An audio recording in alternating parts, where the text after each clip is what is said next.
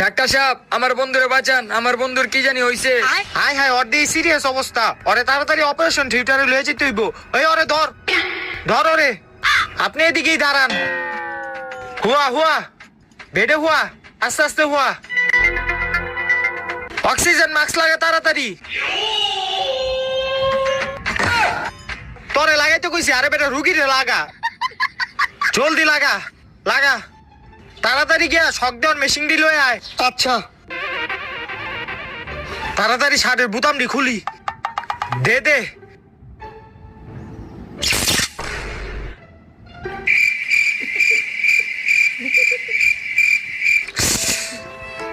Sheet.